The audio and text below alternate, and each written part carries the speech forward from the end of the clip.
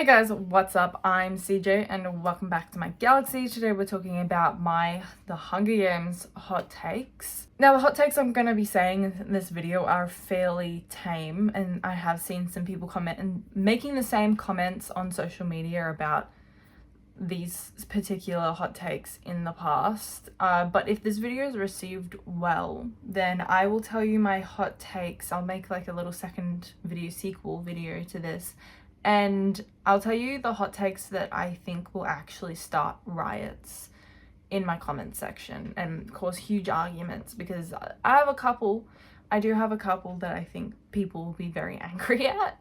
So like and subscribe for me to be able to do that. Alright, so the first hot take is to do with the epilogue in Mockingjay, and the ending is I see a lot of people saying that it's all like cute and so glad that that Katniss and Peter got to live their little lives in peace and whatnot, and that they love the ending. And I'm like, I don't like the ending. When I first read it, I was, to be fair, maybe 10. I think I finished reading. I started when I was 9 and finished when I was 10 because, you know, it was a new reading level for me to be able to read The Hunger Games, so it took me a while to finish the book. So I was 10, so my first personal opinion, my first reaction of the epilogue might not be as mature as mine now, but I still stand by the fact that I'm not actually a huge fan of the ending. And it's not because I don't think that she should have had kids with Peter, and I know that's a lot of people's opinions, that they don't think she should have had kids because she didn't want kids. At first, when I was 10, I thought, well, she didn't want kids, why would she have babies with Peter? It doesn't make any sense. I personally didn't like it. I don't like the whole pregnancy trope thing, but I personally now think it makes sense. However, I don't think it's this like cute little happy ending that people make it out to be. In fact, people say it's kind of like bittersweet, and it's kind of a little bit bittersweet, but at the same time, I just don't think it is. I just don't think of it as bittersweet. I think of it more like sad that they're still having to deal with all of the PTSD, all that trauma from the war in Panem. It's very obvious in the movies that Katniss, and the way that Jennifer Lawrence plays Katniss in the epilogue, is she's holding this baby like she's dead on the inside and almost is having flashbacks at all times of the day. On the surface, she looks happy and she's smiling and she's pretending she's okay, but in the epilogue in the books, she's talking like has this constant anxiety that something's going to happen again and that all of this is going to be taken away, and that I wouldn't consider that bittersweet. I would consider that very severe trauma, very severe anxiety, that she's trying to build this happy life, but she can't build this happy life, and she can't really have this luxury for at least 20 years after, and it's still ongoing, that she feels like everything's going to be ripped out from underneath her. That's not something that I would consider to be bittersweet. It's like devastating that she has to deal with it, and I think the epilogue isn't bad. I just think that people are not seeing it the same way that I do.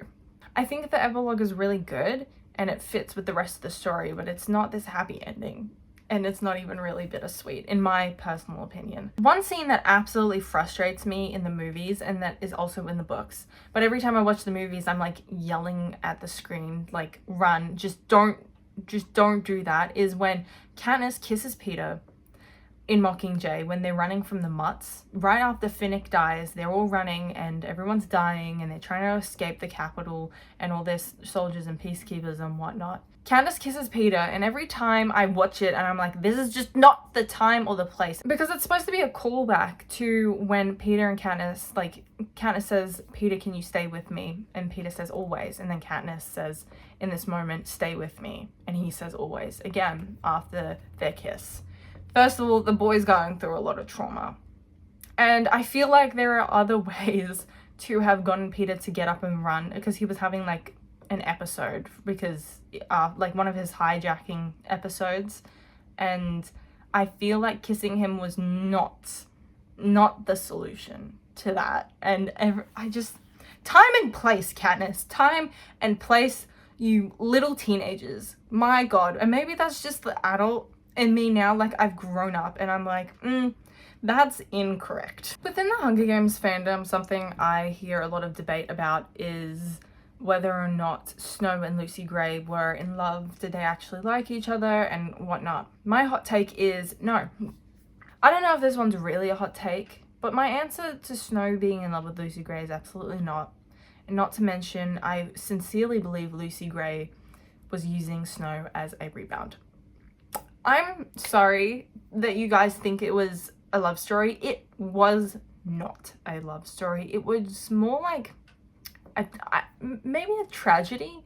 I think I would refer to it as a tragedy. Snow did not love or even like Lucy Gray. He loved the idea of control and manipulation, and Lucy Gray was giving him this opportunity to control Panem, control his life, when he didn't feel like he had any form of control in the rest of his life. And suddenly Lucy Gray pops up on scene, and he's given this opportunity the first time since the dark days that he can take his family out of poverty. He can possibly even become the president of Panem, which he does eventually become, but he didn't have that idea, that opportunity to actually fulfill that dream until Lucy Gray came along. Whilst the movies don't communicate it that well in the prequel, it's actually very apparent in the books that Snow sees Lucy Gray as an object.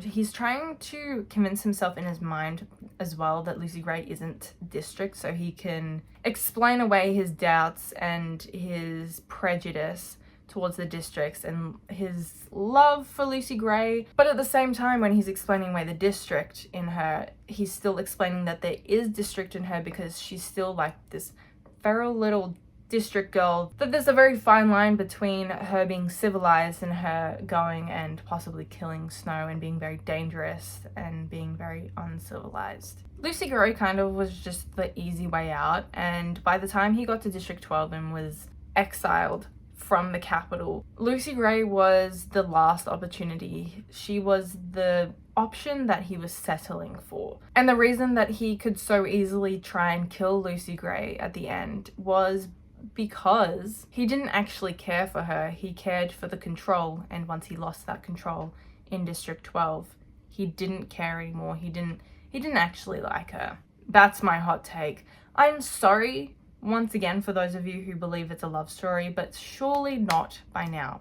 It's a tragedy. It's a villain origin story. It's not a love story at all. Okay, this next hot take is going to... people are not going to like this as much as the other ones, as my previous hot takes. Before you argue with me in the comments, everyone just take a deep breath, okay? Don't get mad at me in the comments below. I'm willing to hear your point of view. Just be respectful in the comments, please. I don't feel like getting attacked today. Finnick and Prim needed to die. Are you guys mad at me? I hope not. Okay, let me explain myself. I believe Finnick and Prim needed to die for essentially the message Suzanne Collins was trying to bring in Mockingjay in particular. The message being that war doesn't stop for anyone. It doesn't care whether or not you've done only good in your life, whether you're young or old. Just starting your life, just starting your married life in Finnick's case, and just starting your life, have so much ahead of you. War doesn't care. It's gonna kill innocent people. It's gonna kill people who don't deserve it. It's gonna kill people who do deserve it in real life, and it's reflected in Suzanne Collins' novels. Finnick needed to die when he did because Katniss needed to be told that she couldn't save everyone. Finnick was kind of the catalyst towards Katniss realizing that anyone could die, and that included her sister, and it started kind of a domino effect of, well, everyone who was going to die in Katniss's life was about to die as the capital was losing. At this point, despite losing many innocent lives in the past, there was no one as close to Katniss that really did die, that spent a lot of time with Katniss and getting to know her. And like I said, Finnick's death almost prepared us as the audience and Katniss for Prim's eventual death only like a chapter later. Prim needed to die in particular when she did, because it was communicating to us as readers and I guess viewers of the movie that it doesn't matter why the war started, because the war started because Katniss created essentially a domino effect after volunteering for Prim. And both Finnick's and Prim's death specifically were motivators for the outcome of Katniss killing Coin. My question is, would Katniss have actually killed Coin if Prim hadn't have died? If all those innocent lives so close to her hadn't been taken? Would Katniss had listened to Snow when he said that Coin was trying to become another dictator? I would argue almost no. Katniss probably wouldn't have trusted Snow's word if it wasn't to do with Prim, and if she wasn't in the wrong headspace. If Katniss had been able to take Prim home with her, she would have hugged Prim tightly to her and taken her home and left the war and everything else behind. And my hot take about Finnick and Prim needing to die kind of goes into the point of Gail being killed off, and the fact that he wasn't, that killing Gail off would have been too easy. I've always thought if Gail was going to be killed off, then it would have been a good time to kill him off instead of Finnick, like in place of Finnick. Having the Mutts kill Gail would have probably been the best opportunity to kill him off. But it would have been an easy way out of the love triangle, because Katniss had to come to her own conclusion. But Gail was not thinking of the best interest of everyone. He was thinking of the best interest for the districts, District 12, him and his people, which was not something that aligned with Katniss's values. Not to mention, we don't know for sure that Katniss wouldn't have been hung up over Gail had he died, and it would have affected her relationship with Peter. And if Gail had died in that point, she likely, in my opinion, would not have ended up with Peter. So it would have just been far too easy to just kill off Gail and have his character just be gone. It is much better for him to have survived in place of Finnick, as much as, once again, it's devastating for Finnick to have died. I just think it was for the best that he moved to District 2 and lived a life away from Katniss, so she could come to her own conclusion that Gail was not for her. She just would not have realized Gail's more malicious ways without him surviving. Because up until then, she kind of brushed off all the red flags because he was her best friend. And honestly, I would do the same in her position. So I can't blame her, really. As a teenager, I thought the same way. Didn't we all? So no, killing off Gail would have been a bad idea. I'm sorry. The final hot take I'm going to discuss in this video is to do with Beetee. I believe Beetee was just as responsible for killing Prim, if not more responsible, as Gail was. As we see in both the books and the movies, Katniss eventually comes across Beetee and Gail designing this mechanism and bombing system, I guess, to lure in more people. As we see with Prim, the first round of bombs essentially goes off, and then there's a delay for the second round of bombs to lure in people who are giving others aid. Gail and Beetee are designing this to make sure it would work for like Capitol citizens, Capitol soldiers, and Capitol medics and aid and whatnot. But unfortunately, this lures in rather District 13 medics, in particular Prim. When Katniss realizes Beetee and Gail are plotting and designing this bomb system, I believe they're in District 2 at the time, in the movies they're on their way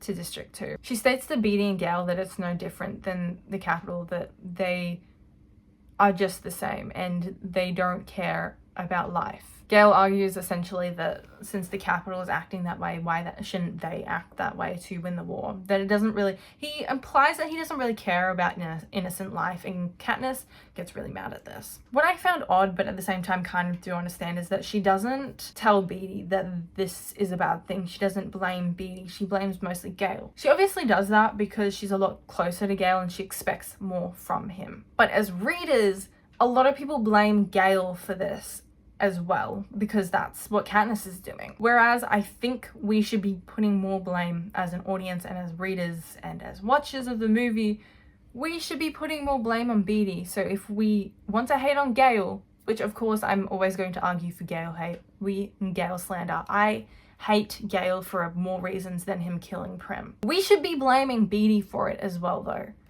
This would not have happened if it wasn't for Beetee's knowledge of tech and his District 3 knowledge of just technology in general, and Beetee's incredibly smart, and his tactic of killing a bunch of people using electric wire that is brought into killing innocent people in these bombings that kill Prim. So that's my hot take on Beatty. Let me know if you agree or disagree with that one. But personally, Beatty deserves the Gail slander, particularly the Prim death Gail slander.